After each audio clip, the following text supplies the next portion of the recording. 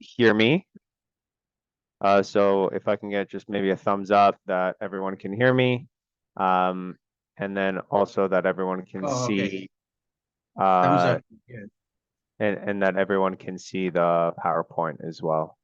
Um, so just thumbs up if I can get the anyone just one thumbs up maybe, or in the chat even. Just right. Yes. Okay. Perfect. Okay. Perfect. Thumbs up. Thank you. Okay. So I'll take that as everything is good. Awesome. Um, well, let me start off by saying that I appreciate you taking the time on this Thursday evening to come on the call. This will probably take about an hour um, just to talk about everything and go through everything. So I appreciate you taking the time to come on this Zoom call. To start off with, again, I want to say thank you because without you, I wouldn't be able to do what I love and really to be able to wake up every single day and just do everything that I'm so passionate about. I'm so thankful, and it's only happening because of you guys. The constant support that we get, you telling your friends is always such a big help, and just helping grow the academy is something that's amazing. Our first year was 2017, so we have been in business a while, but every year we've continued to grow. We haven't had a single year yet, even kind of during that COVID spell. We didn't miss a beat. So from 2020, which was our first official season playing in a league, we've grown from one team to two teams to four teams to five teams. And then this winter, we have six teams with actually a potential to possibly even have seven teams this winter as well. So we are rapidly growing. And again, it's all thanks to you. So I do appreciate that. I opened the academy in 2017 because I was really frustrated with what was going on in Canada. I grew up in this system and playing as a kid, and I was fortunate enough to, with my parents, move around a lot, and I was exposed to soccer in other countries. And because of that, I gained a different appreciation for uh, development. And when I came back here and I started coaching with some other clubs and academies in the area, I really noticed that a lot of it was just about winning. And a lot of it was at the expense of players that were on my team. I was forced to really try and win no matter what. And that wasn't really aligned with who I was. That wasn't aligned with what I valued. I valued every single player on the team, and I didn't really think it was fair that there were players that would have to sit out most of the game because technically they weren't at a high enough level. So for me, I opened the academy with just to kind of fix all the problems that I thought were wrong with Canada soccer, really giving players opportunities no matter their skill level. And I'm really happy to say that we've never turned down a player. I personally believe that I can teach anyone soccer. We are not in the business of soccer, we're in the business of teaching. And that's really what I'm passionate about, teaching this to anyone who wants to learn, anyone. Doesn't matter their skill level, we can help everyone. So that was the reason that I opened the academy. And there have been some other things that I'll talk about a little bit later on.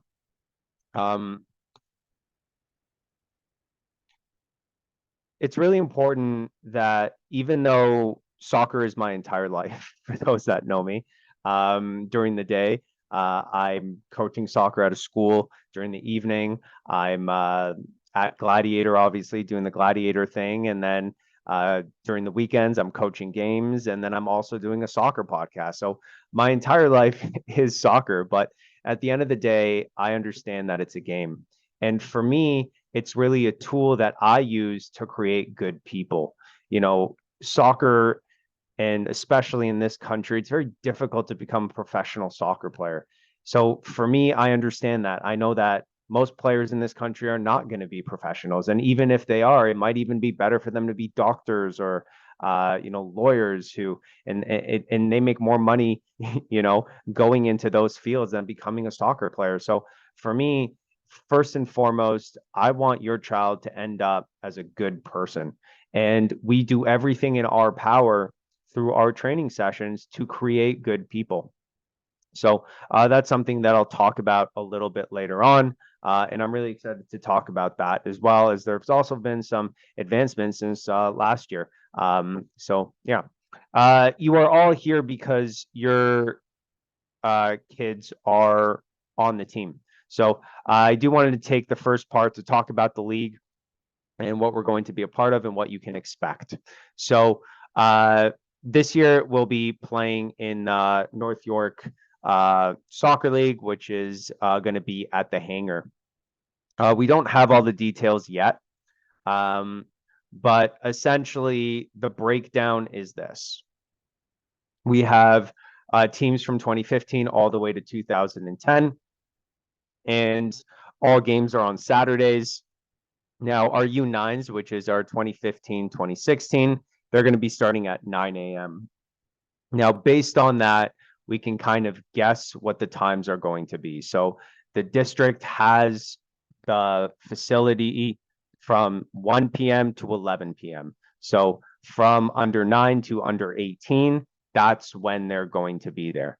Now, the hours are not official yet of which time each age group is going to play. So we can only really guess. So if, for example, the U9s are going to be at 1 p.m., then, these guys are going to be potentially at 2 and then 3 and then 4. So that would kind of be the guess of the hours, but nothing is final. For all we know, the 2012 could have a gigantic amount of teams in there, and they might end up taking 2 hours. So it's going to be an hour between. So you can kind of do the math. And again, if it could be that this would be 1 p.m. and there may not be a lot of teams, so this could also be 1 p.m. and then 2, 3. So you can see here how it can go from kind of 1 hour to just up and down an hour based on that. So my guess is if you're going to budget a time, that's what it would look like essentially, minus or plus 1 hour. So that's kind of what we're looking at. Now, when we talk about this, it's really important to understand that your child is an important part of this team. So everyone gets at least half of the game. And I'll talk a little bit more about playing time and stuff like that a little bit later on. But what we really don't want to do is have 40 players on one team or 20 players on one team. What we've done in the past is we've actually taken down the amount of players and pushed players to play up at an older age group, and eventually even played short, simply because we want your child to play. So I would rather have a team that has 9 players, right, than a team that has 14 players, because that way, if we have 14, it just kind of, playing time is not, your child just won't get as much playing time. As you probably have seen, we don't have one coach per team. That's not something that I believe in. I personally believe that all our coaches should know every single player in the academy. And the reason for that is because we want your child to be challenged. So, for example, this weekend, our 2014-15 games are over. The festivals are done this weekend, but there are players that we see could potentially play a year up. So we're going to push players up to just play a year up because they don't have anything to do this weekend, right? So it's constant development with the idea that your child is the focus. And again, I'll talk a little bit about that a little bit later on. The other really important thing, if you haven't done so, is to please bring cash payment. It's $320. We don't make any money off this. I literally take the total cost of the league, I divide it by the total number of players, and that is what everyone is charged. So if you haven't paid yet, that ends up coming out of my pocket. And it's just, I'm waiting for people to pay, essentially. So if you can do that as fast as possible, that would be really appreciated, because it ends up being a lot of money. The season is from October to April. We have 18 games. So The outdoor season is usually half of that. It's usually like, I think 160, something like that, or even 170. But the outdoor season is a lot shorter. I always say the indoor season is our bread and butter. That is why we play. The outdoor season, a lot of people go out on to cottages, vacations, and things like that. The people that are there in indoor are committed to the full season. So we really see a lot less players away. I'm going to put this in the chat right now, just for kind of everyone to see. And then we'll talk about it. Okay, you should be able to click that and then kind of drag it. So kind of just like that on it. There are two things that are very important. One is the WhatsApp group. The WhatsApp group is the only way that I will talk to you. I will also send emails, but this is how we communicate with everyone. There are apps, I don't like them. This is the best way to do it. Everyone can easily get WhatsApp.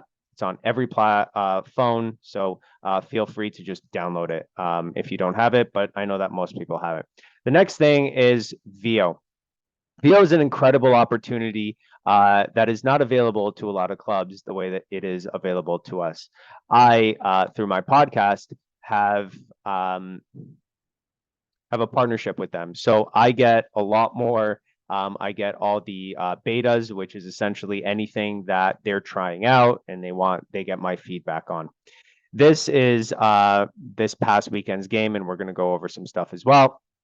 But essentially what happens here is we bring a camera to the game and your child gets recorded.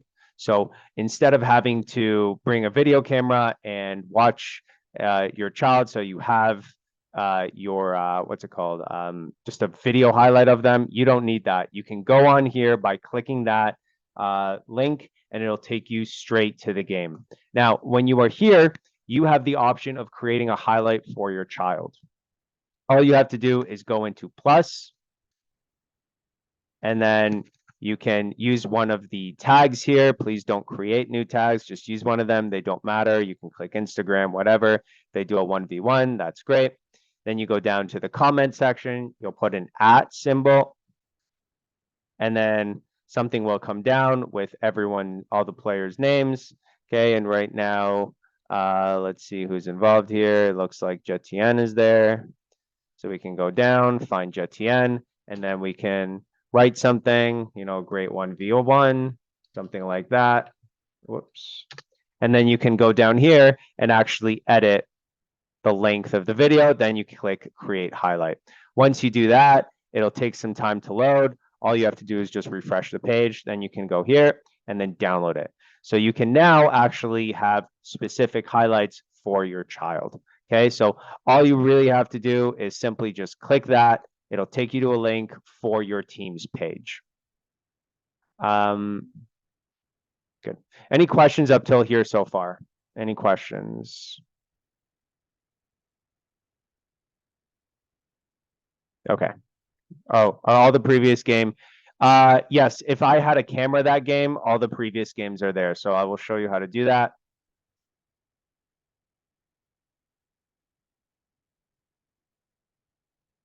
I'm not sure how it looks on your end, but I'll give you an example. These are all of our teams here. So if I go back to our 2010s, which are our oldest team, you'll see here 32 recordings. So I'll click that, and then we can actually go all the way down. And this was in 2022. Okay, so this is a game from February of 2022. So they're all there. Yeah, that's a good question. Good. The next thing that we have to talk about is our jerseys. I was not happy with the jersey provider last year for the outdoor season. They were not great. There were a lot of mistakes and things like that. So we are starting fresh with someone who is very professional and knows what they're doing at a very high level. So all the jerseys are going to be new this year, and hopefully this will be the last jersey that we use. I will put in the link. All of you should have gotten this already. I sent out an email to everyone. I'll put that in here. This will take you to their website. And this is our jersey. So the jersey is $50. It's an American. I've also included a size chart. I'll include that in here as well in a second. It is a reversible jersey. We had 2 jerseys. Players never brought the second jersey. This boy, they have no choice. If we need to go blue, which we never are blue, we're only blue if someone else is orange, which is very rare. Then everyone will already have the jersey there. So that is why we do that. Now, a little history about the jersey, just for fun. I kind of went back and forth and we found a design that, and I added elements and things like that. But obviously, we're Toronto based, so we have that represented with the CN Tower. And then these lines here are actually the map of Toronto. So I'm pretty sure that's the Allen here. This is the 401. That's the 404. So that's pretty cool. I thought that was awesome. We also have the Canada flag, and then respect, all can play, because I believe that everyone can play soccer. Yeah. Okay. I'll also add in the oh, this is the goalkeeper jersey. Goalkeeper jerseys are not mandatory. Our goalkeepers, once they grow out of it, they can get the new jersey, or they can just get the new jersey. But they're not mandatory for goalkeepers. This is the size chart. Please check the size before you get it. I'll say that. Any questions? Oh, if we can do this by the end of the week, that would be great. Please send me an email of your child's number if you don't have it. I am compiling a list to make sure that we don't have any conflicts. Please do this by the end of the week. We need to get the orders out. The first link, yes. Of the player jerseys, you mean, Danielle? Yes, okay. So it's only one jersey that you're buying, okay? So it's one jersey. So it's literally, it's one jersey, but it's reversible. So if you turn this inside out, it will be the blue. So it's one, you're getting one jersey with 2 colors. Does that make sense? So you just need one. You don't need 2. You can get 2. You don't need 2. The size chart, I'll send that again. That's fine. Okay. I'll actually write size chart on there. So size, there we go. Okay, hopefully that makes sense. Okay, any other questions? These are good questions. I love questions. Oh, sorry, I meant to send that to everyone. Okay, that's the size chart again. And I think, yes. Oh, no, I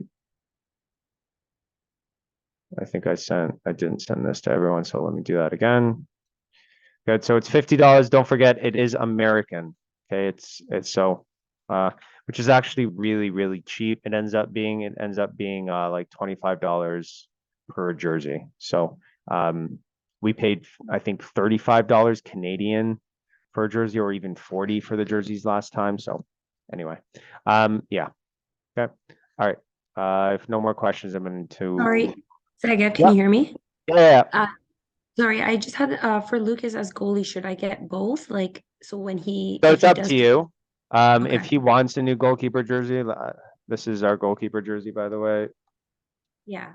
You Oh, don't you have to. It's not a big deal. Once he grows out of it, you can. If he wants a new jersey, he can. That's our new goalkeeper jersey. So it's really just up to you. But no, sorry, I meant the regular player jersey. Like, does Oh, he if need that? if you want, with the younger age groups, especially with goalkeepers like Lucas, if he ever wants to play out, we can always throw like a penny on it. But if he wants to, he can. There's nothing wrong with that. It's just up to you. Okay. Oh, and yeah, I'll talk about this as well. But just background on jersey. We want our goalkeeper to be a shield, so we just kind of made a shield there. Anyway, this is very important. Okay, this is SVP Sports. I want to be very clear. I am trying my very best to get you to spend the least amount of money as possible. I do not want you spending a lot of money on things. When it comes to shorts, when it comes to socks, you can buy the cheapest, whatever you want. That is why I do not make you guys buy shorts. I know kids grow really fast. Socks rip.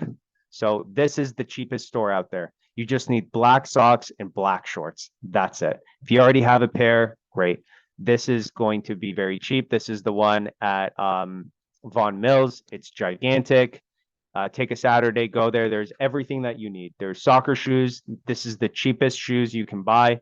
And by cheapest, I mean just, yeah, there's also one there. This one is the biggest they have. And I always find it to be the cheapest one. The shoes, it's still Nike, all the good stuff, but just not the crazy prices that there are anywhere else. So this could be for you something that saves you a lot of money, and you can always go back to it as players get older. Okay. Any other questions? Okay, cool. So I talked a little bit about this before. We're a very competitive program. We play at the highest level, and I always make sure there are challenged.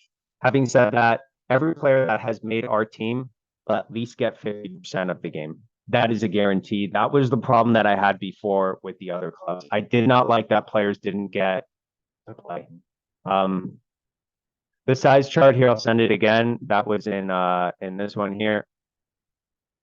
Okay, so the size chart is not on there, it's here. That's the size chart. Yeah, sorry. Now, having said that, like I mentioned, we do play at a very high level. So we do have a specific way of playing, and I'll get into that a little bit later. So there are going to be players that do get more playing time. Now, these are players that have probably been with us for a lot longer, know our style a little bit better, and can do the right things that allow us to play the way that we play, that allows for everyone to get at least 50%. So there are players that play most of the game. That's the way it is. But everyone will play at least 50%. Yeah.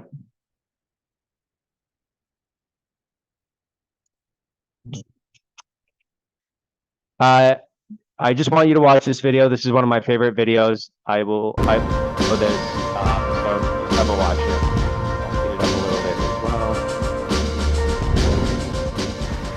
Thank you. Thank you. Thank you.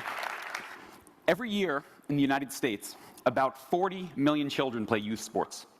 Yet 70% of those kids drop out and quit by the time they're 13 years old. 3 out of 4 children are done with sports before high school. Now, as a person who's been involved in athletics his whole life, as a college and a professional soccer player, and a coach for the last 20 years, I wanted to know, why was this happening?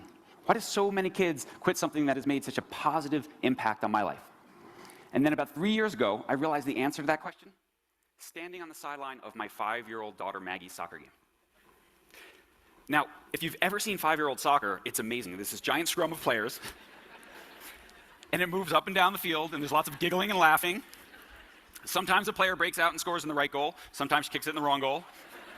Twice the chance of success.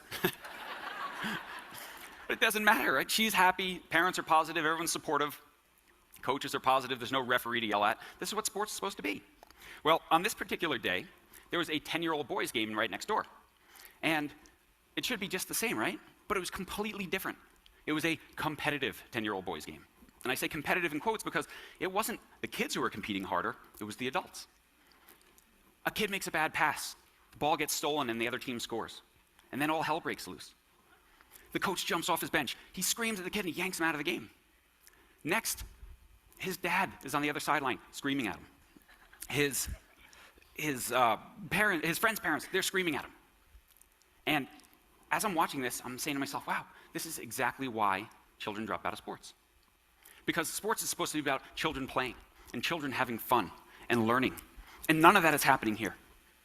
Now, I want to just invite you for a moment to get into the mindset of a 10-year-old boy or any young athlete today, because it's very, very different than when I was growing up. You go to a game, and you're just going to play a game, but yet so many of the adults, they're acting like it's the World Series. They're acting like it's the NBA Finals, and you're just there to play a game. There's coaches and parents screaming at you from the sidelines. Sometimes they're screaming at you, sometimes they're screaming at the referee, sometimes they're screaming at each other. Now you get in the car after the game, and you just want to relax and emotionally unwind, and yet this is the time when so many parents choose to deconstruct your game and criticize and critique your performance. Now you sit around your kitchen table, and you hear your parents talking about the time and the financial commitment that it takes to play youth sports. Maybe you'll get a scholarship down the line to help pay for all this. And that just adds pressure and stress. And then finally, at the end of the year, the end of the season, when you're ready to move on to another sport, what happens? Your coach sits you down and says, you can't do that. You're not moving on. Because if you're going to stay on this team, you need to play year-round. And if you don't, I'm going to give your spot away. This is what so many children feel these days, this type of pressure. And that's why 7 out of 10 of them quit youth sports. 7 out of 10 are done. Now, I call this the great giant race to nowhere in youth sports. And it's a race because so many kids and so many parents were in such a hurry to do more at younger and younger ages.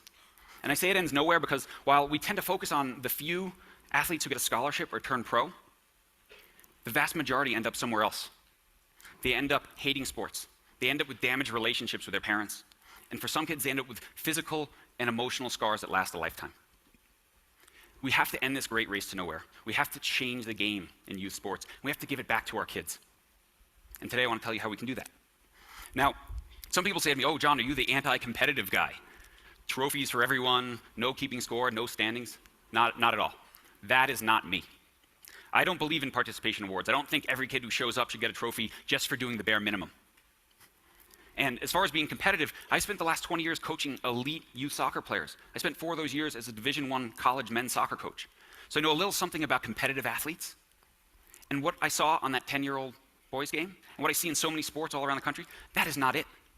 These kids aren't becoming more competitive. They're not becoming better. They're becoming bitter. And they're dropping out of sports, 7 out of 10 of them.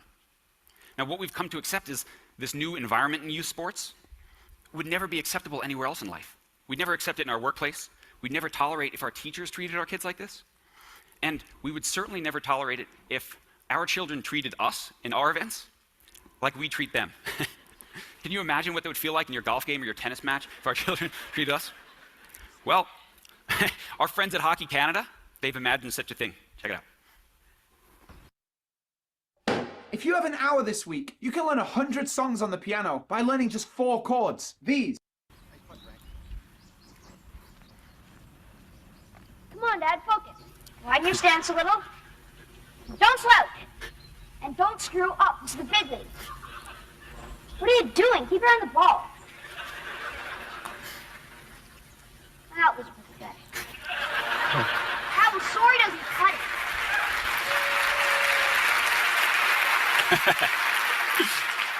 Does anyone need that kind of help in their golf game?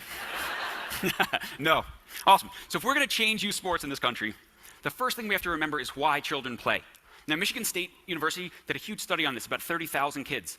And they asked them, why do you play?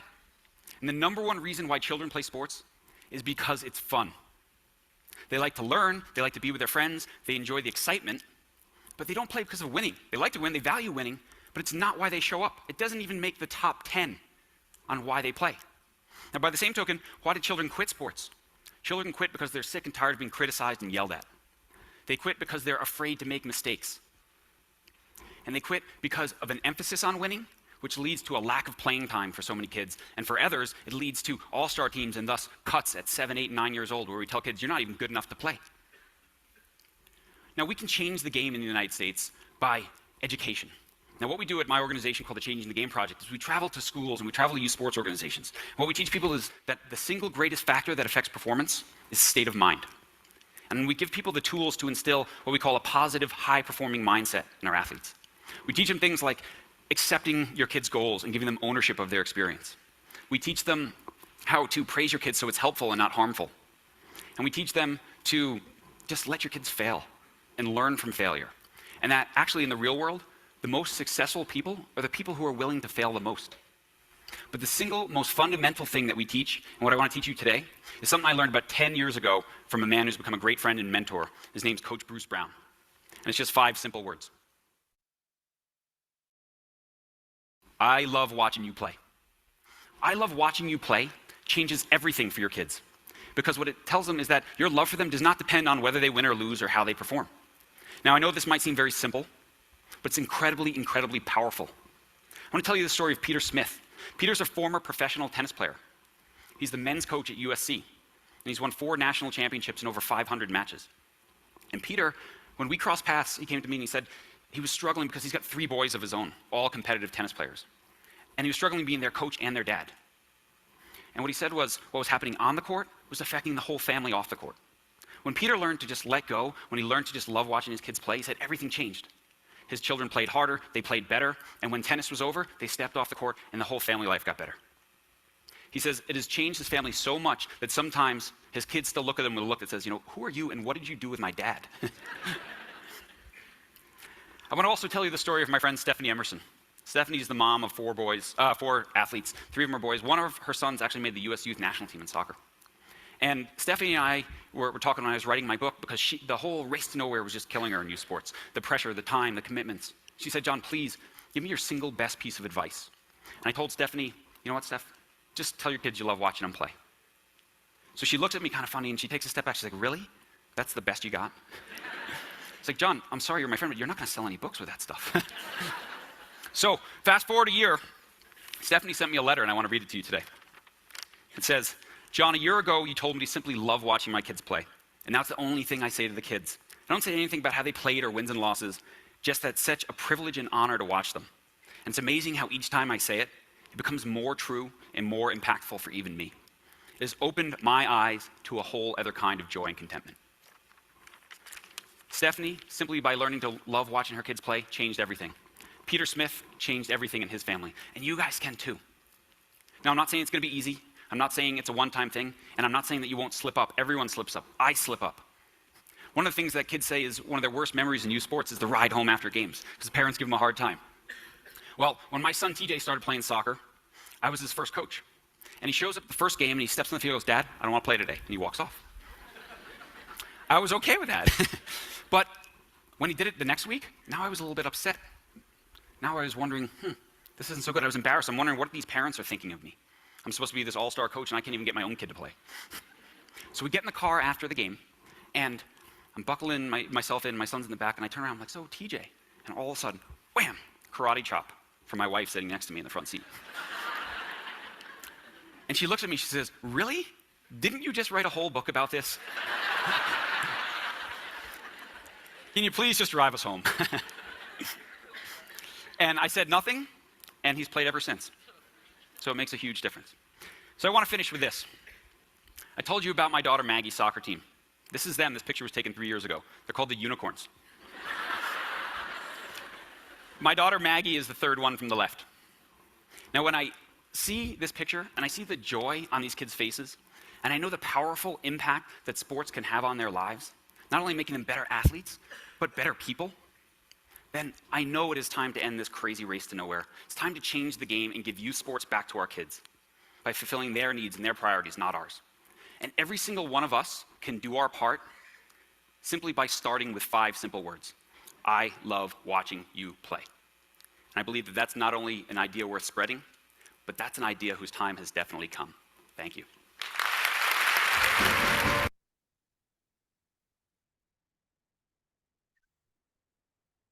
So that's one of my favorite videos to show, and I show it, and I will continue to show it every time we do these meetings. And we do these meetings twice a year, one for indoor and one for outdoor.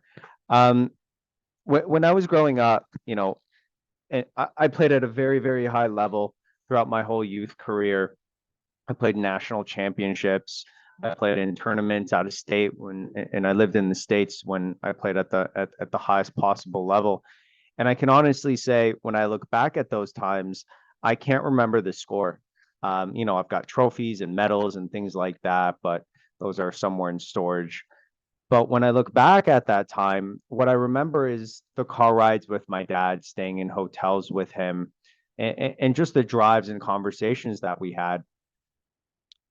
And if we take a different approach and we think about the culture of today, which is phones, tablets, social media, head always down, the ability to get in a car with your child and drive to games and practices is really a gift that you can use to really talk to each other. And I urge you to use it that way. It's going to be very, very tough if the approach is in that car talking about the game every time and talking about the mistakes and all that. It ends up being a very resentful time for the child. And I know that because there were moments where I had those car rides with my dad.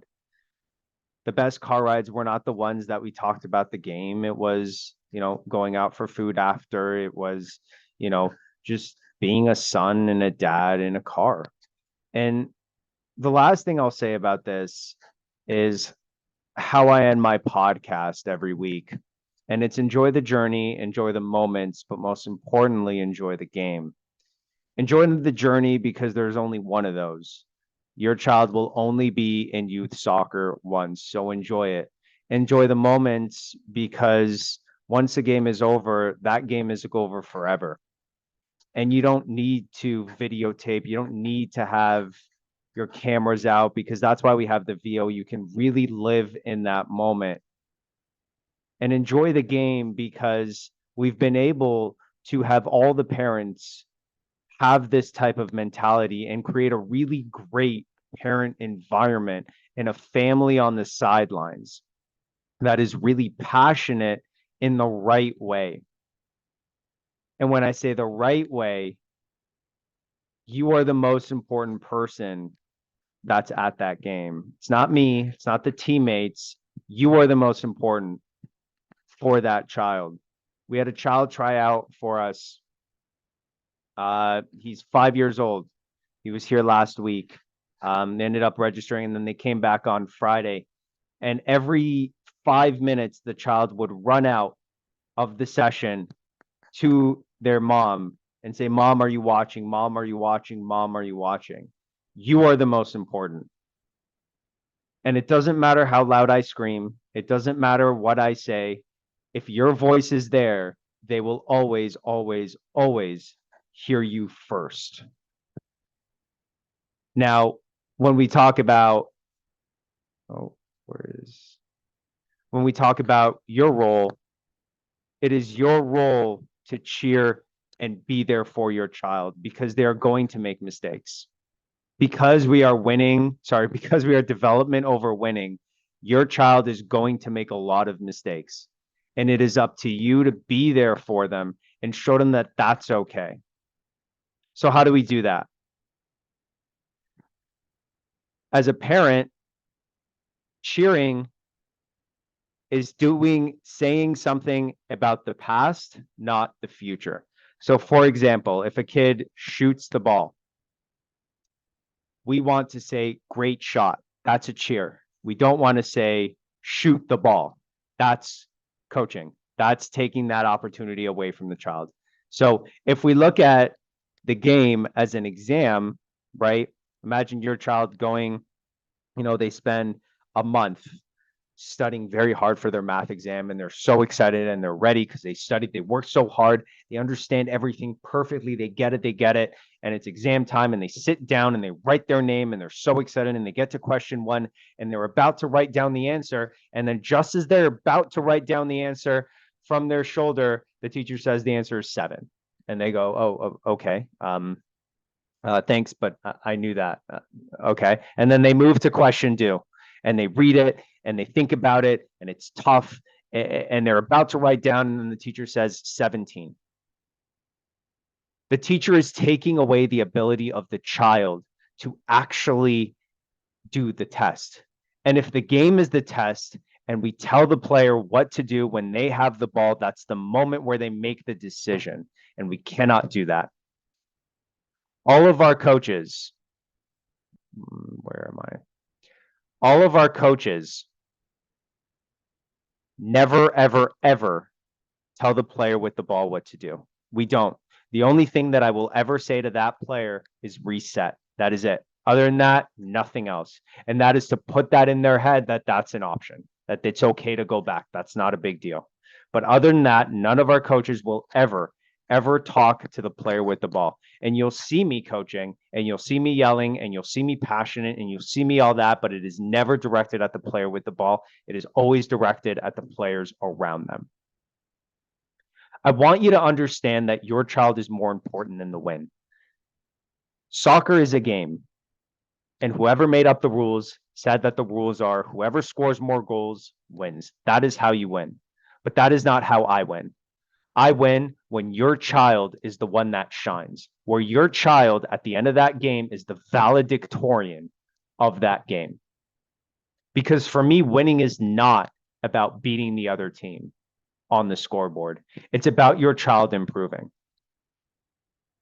And this is my favorite part every time I do this, because it is consistent with every single one of our age groups over the years, not just 1 year, not just one age group. This is our 2012 team. This was a year ago. That's Cien doing a move, Cruyff turn. That's David doing a Maradona coming up here, I think. He went back, he got it forward.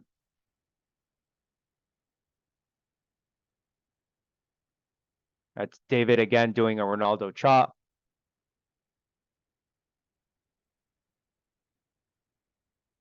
And then now a completely different player, Cien, does a Maradona turn. Okay, we also get everyone involved. Okay, that's one player touching the ball. That's two player touching the ball. That's a third player touching the ball. That's a fourth player, a fifth player. Same player. That's 6 out of the 7 players that were involved in that. It is very easy to win in leagues like this by just kicking the ball up. That is not what we do. We want to get everyone involved.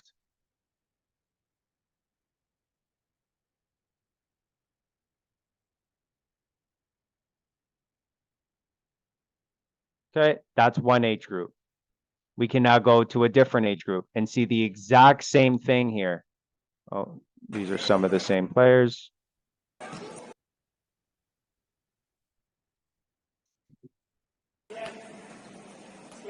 Okay, so this is our 2013 team.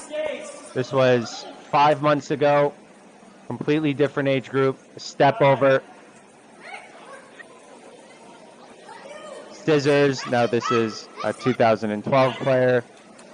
A step over.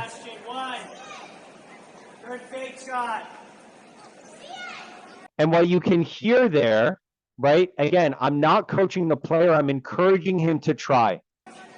Right? What do we do if we can't beat him? Questions. Never, ever, ever coaching the player with the ball. What do we do?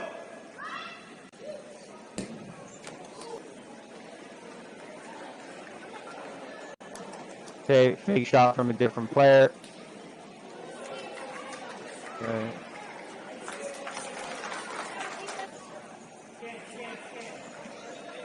Okay, step over. A Maradona from a different player. A step over from a different player.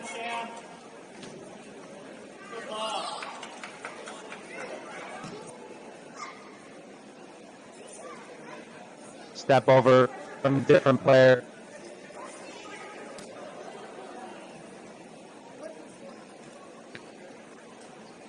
Sebastian. Yes. Yes. Now this is the difference here. Most teams in this situation Scan. will ask the player to kick the ball up because they'll fail. Most of the time, if they fail here, that ends up in a goal. But it's the courage that our players have to try a move with 2 players on them in the back. Yes. Nice try. And again, encouragement from coaches even during a mistake.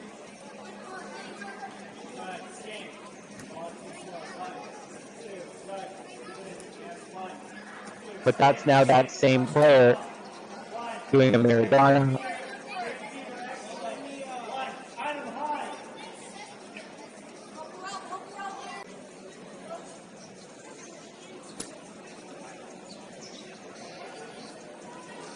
Okay, and that's one player, two player. That's a third player. That's a fourth player. And that ends up in a goal.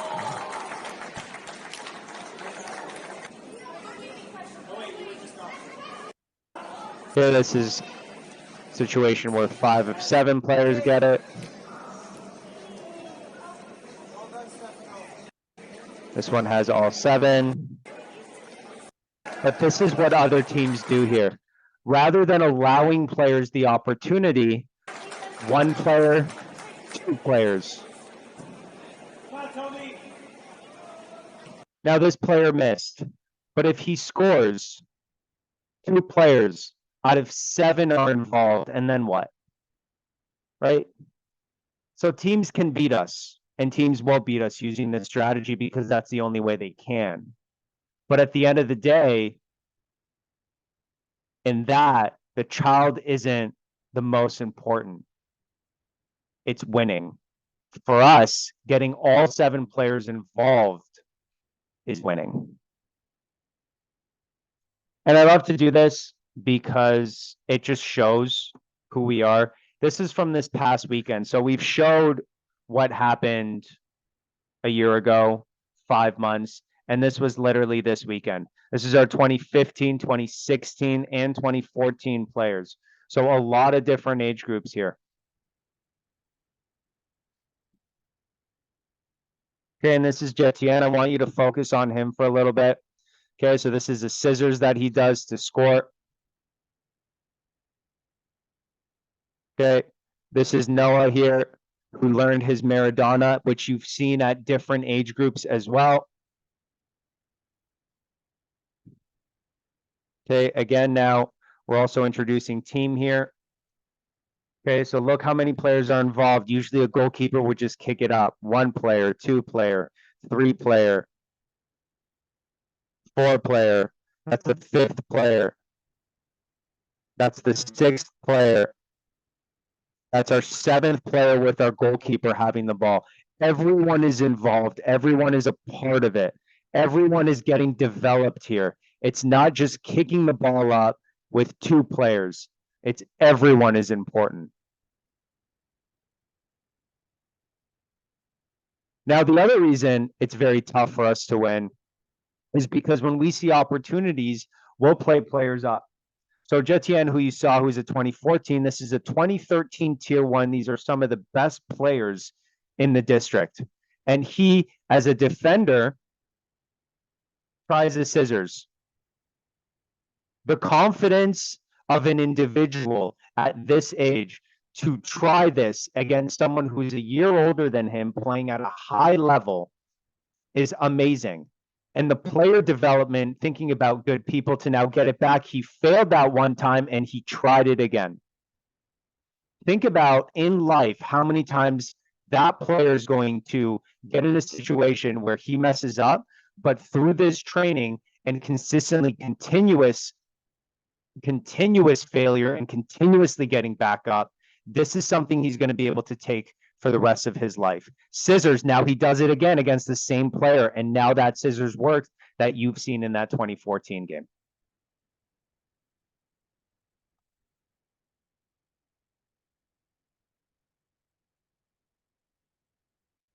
Let's talk a little bit more about the game.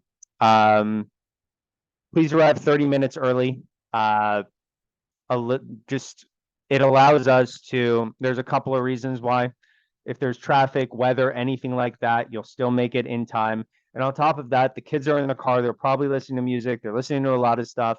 They need to get into the game and they have to be mentally ready for it. Again, cheering, not instructing, right? So what is about to happen? That's instructing. Cheering is what hasn't happened yet. And be loud. Okay, I want you to be there. I want your child to hear you. I want it. Okay, you need to be loud. You need to be there for your child. And I know you want to be. And that is important to me. So let's talk a little bit about what success does look like, right? We've talked about all these different things, you know, winning, development. Well, what does that look like? For me, what we're really trying to teach is the power of failure. Okay, building resilience. learning how to handle failure, okay? Developing problem-solving skills.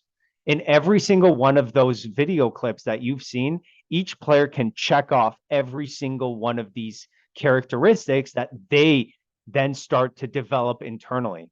Risk-taking, growth mindset, humility, innovation, so big.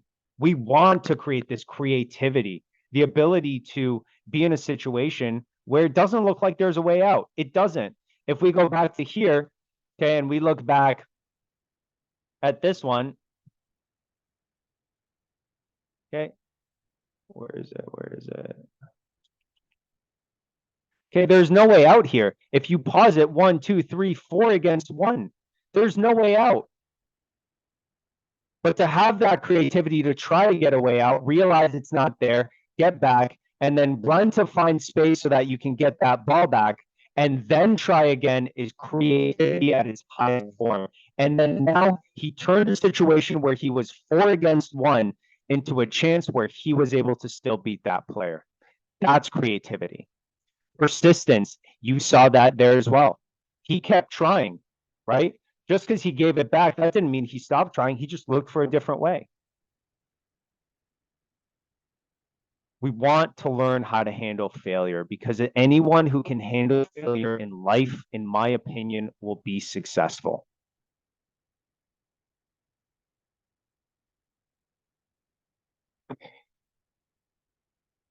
We talk a lot about about the games, and we can see the proof in the games. But our training sessions are what make this happen. That is where we train these brave, creative, responsible leaders, right? And the ability to continue in this 1v1 atmosphere. If all of you have been to our training sessions and all of you have seen how we get there, you have seen the endless amount of times that we are pushing 1v1, go, go, go. It's repetition. It's repetition in a dog-eat-dog environment where your child has to be present and has to be focused. There is no one else around. What are you going to do when there's no one around? What are you going to do when you're playing a player who's bigger, stronger, faster than you, and there's no way out for 3 minutes? There isn't. You're stuck there. You're constantly getting beat. How do you overcome that? That's the creativity. And we end up creating these players because of that environment.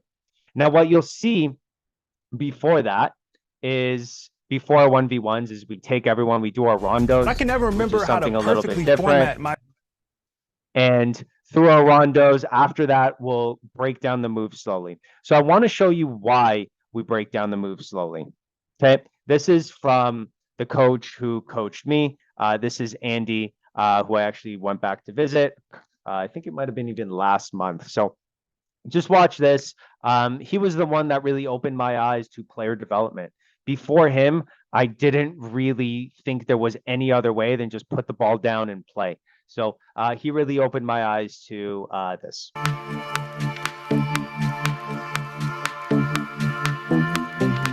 So for 40 years, I taught all sorts of fast footwork and a whole variety of moves, probably 30, 40, more than that.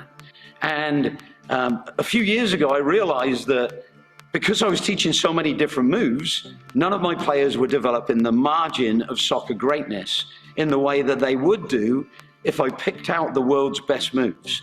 So all through these years, I'd been evaluating the world's best moves. And so relatively quickly, I was able to identify the moves that we've chosen as the ones that the world's greatest players in history have used, which is why they were the world's greatest players.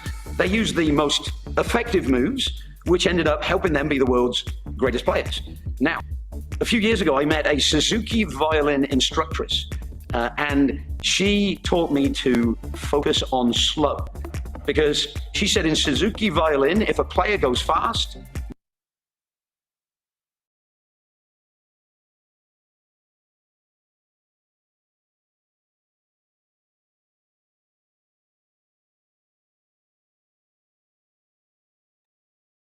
It'll just take a second. My computer is apparently very slow.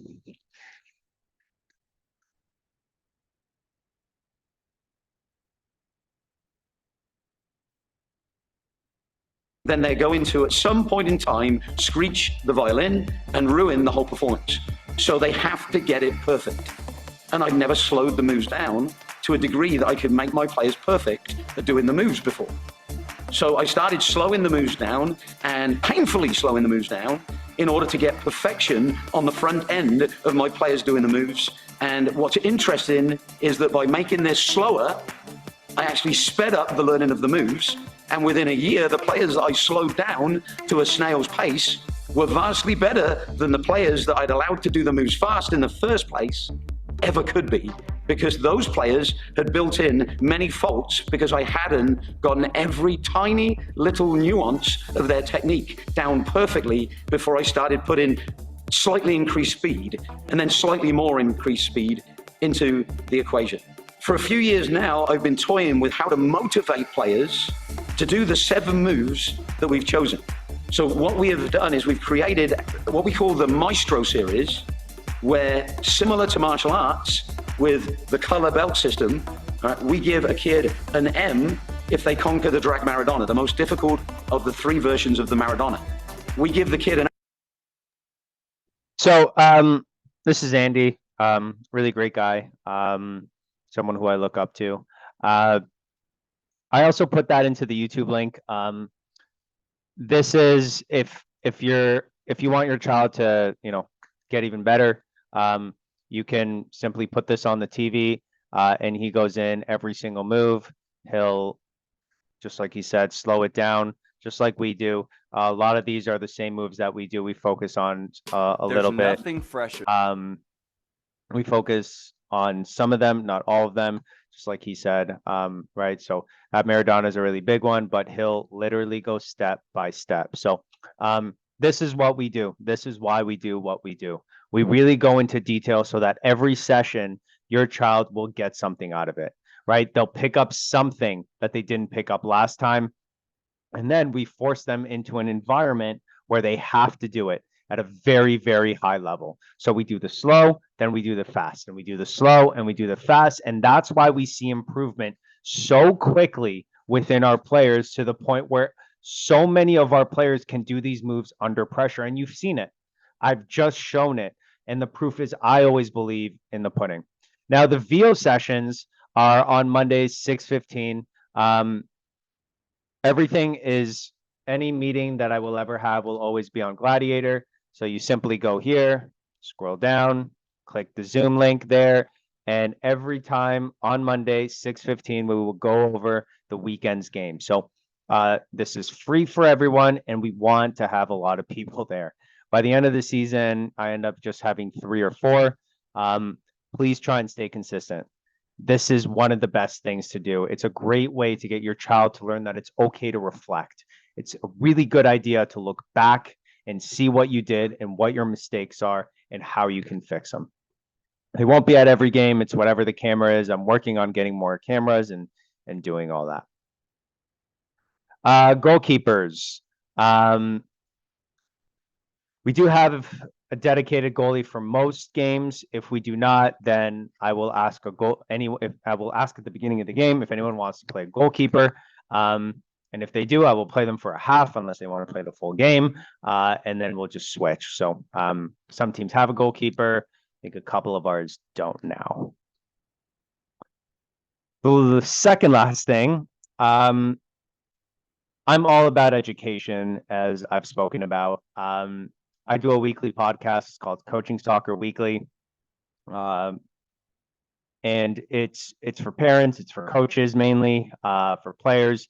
And I just talk about, I usually do, the first segment is about the weekend's game. So if you ever want to know what I thought about it, I usually talk about that for the first 10 minutes, and then I'll talk about something else, whatever I'm thinking about that week, whatever we're struggling with that week. If you want to get a better idea of why I'm doing certain things, I'll always talk about it there.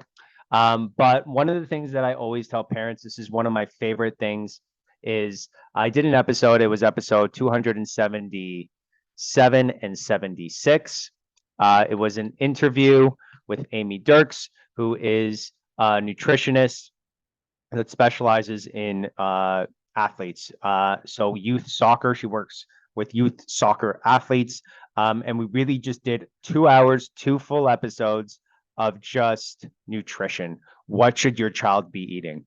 Now, I know food is a really big challenge for parents, and this is a way that you can, get them to eat the right things.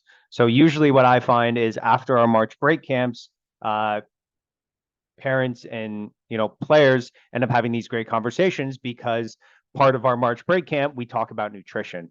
So a great thing for you to do here would be in that car ride with them, have a listen to this episode, pause it, talk about it throughout. What do you think of this? Have you ever tried this food? Why don't we go grocery shopping together and try these foods together? Right? They hear me talking, they hear someone else, and then you're allowing that conversation to start. So it's a really great way to start that journey with them, and that's really important.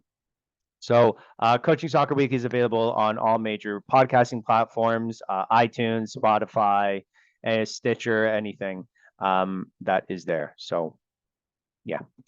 The last thing that I'll talk about is King Heights Academy. So King Heights Academy is an elite athletic private school. It's just a regular private school with some of the best athletes. We are there running their soccer program. So essentially, it's a way that every single day for an hour, you are with me or with Elia. It's a really, really great way to get your son or daughter to a very high level. We have very big ambitions for this school. We want to take players to Europe and do tournaments and all that. And we really just want to grow it to get it to a very, very high level where we eventually start having the best kids in Canada. And eventually, hopefully, the best kids in the world will come to this school. Their hockey program is already there. Their basketball program is doing really well. And right now, we're starting their soccer program. So if this is something you're interested in and you really want that daily just player to coach, just everything, right? So the players that are there from our academy, we know them really well, and now we can focus individually on them. So usually we'll have, one coach will take a player. We have a player who needs work on shooting. So we take her, and one of our coaches, Elia, he'll do shooting with her, and then we'll come back and then we'll take a different player while everyone else does something else. So we're really able to focus on the individual. There's also strength coaches, there's nutrition, there's everything from what we call a player care. That's everything that has to do with the athlete, not necessarily the soccer part. So the school does a really, really good job with that. It's a really great place to be. And yeah, so if that's something you're interested in, please let me know and I'll connect you with the right people for it. They take players throughout the whole year, so you can transfer at any time. Other than that, I stuck to an hour and 2 minutes, so that was good. Are there any questions? Anything you want to know? Please feel free to ask.